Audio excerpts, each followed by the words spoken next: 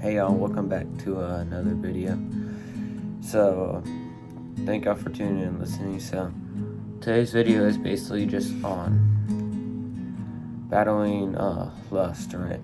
And the title is Defeating Lust is the Key to Completing Your Goals. Or it's something like that, I don't know. I'll figure out the title, but basically what I'm saying is if you can defeat lust, you'll be able to conquer and complete, or conquer and accomplish a ton of things in your life, right? And you might be thinking, well, how does that correlate, right? Well, let's get into it. So lust is and we've all dealt with lust before. Lust is basically, or if you haven't, you will at some point. But lust is basically like viewing people as objects, viewing people for your pleasures, right? And not like viewing them spiritually as like soulfully, you know what I mean? It's like viewing people without a soul, if that makes sense. Like, and also lusting is a very very disgusting thing, right? And honestly, it's become normalized in the society.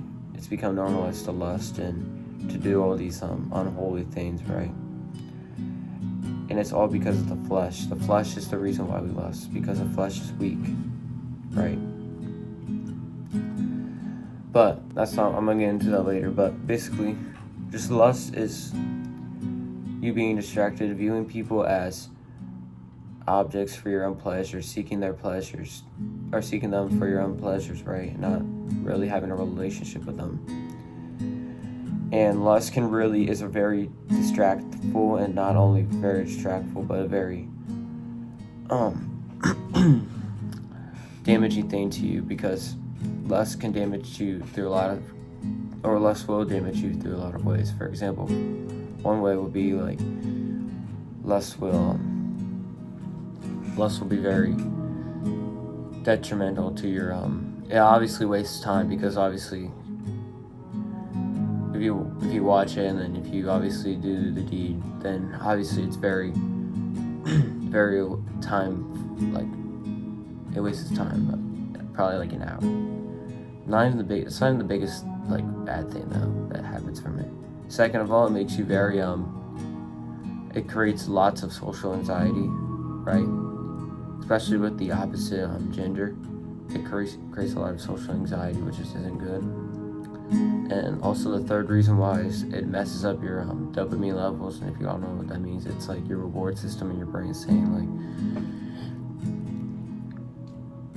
and when you release dopamine, it telling you that you've did something great. So for example, if you do the deed, right? And what I mean by do the deed, you know what I mean. If you do the deed, right,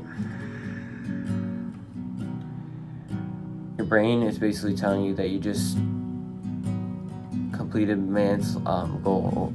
Not I want to say goal, but man's let's do that. Man's life goal, which is obviously doing it with your brain is telling you that you just did it with the opposite gender, when obviously you just did it with your hand, right? Like that's basically what it is.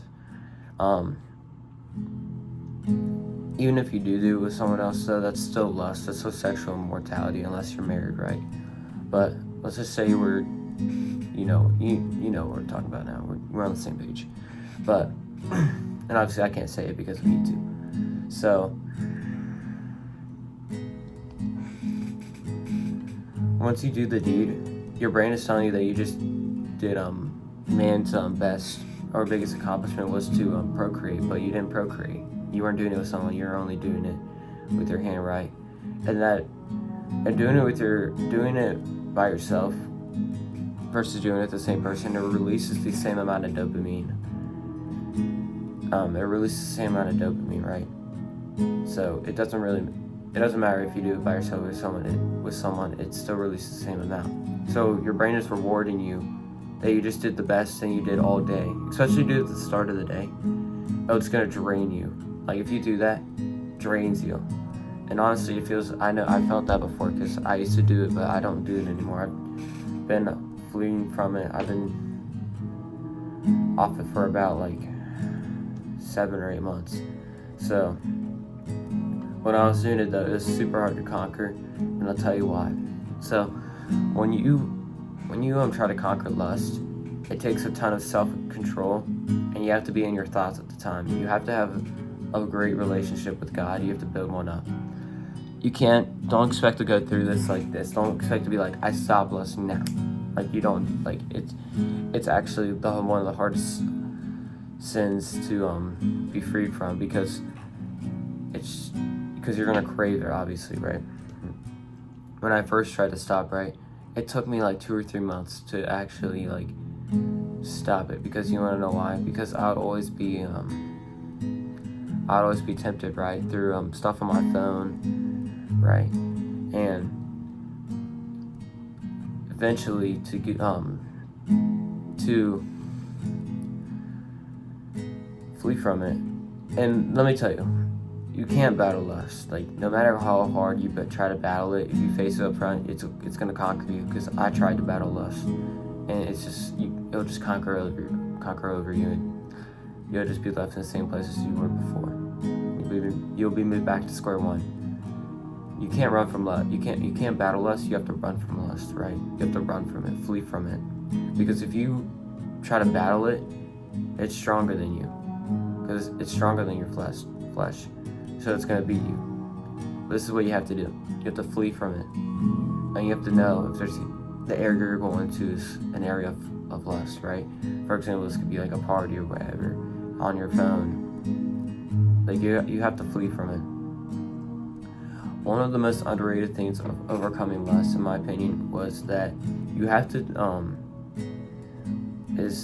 have a relationship with God. I feel it, because having a relationship with God will really lead you to figure out why it's bad. Because a lot of people will figure out, like, they'll be like, it's bad for me, but they don't actually figure out why it's bad until they actually do research. But if you have a relationship with God, God doesn't admire. God doesn't like that and stuff. I feel like you have to have a relationship with God. Do you have to? No, because I've seen people who aren't as religious be lust. But the thing is, though, you have to. If you do have a relationship with God, you constantly have to seek Him. You have to pray. If you feel like you are in a time if you're about to lust, pray. Like, it's not even a bad thing. Just pray, because once you pray, you'll be like, I don't even want to do it.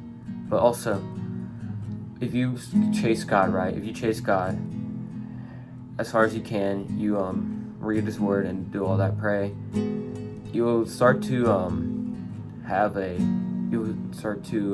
create a feeling, right? A feeling that's like, that starts to hate lust, right? And that's what I've done. I started to create a thing that I hate lust now. I hate it. If I see anything on my Instagram, TikTok, whatever, I just, you know what I do? I hit the 3 buttons, or I hit the share button, then I hit not interested. That's what I do. Or whatever the not interested button is, I hit that, because I'm like, I'm not gonna let the temptation come in. I'm not watching the whole video. I'm just gonna say not interested, because honestly, it just makes me mad. So when someone pulls up the hub, I get to tell them, like, bro, get off that. I'm not watching that. Like, and I try to tell people that. That stuff is so damaging to your brain, you will not even want to know how damaging it is. Because that stuff really messes you up in a ton of ways. And I honestly know how it does, because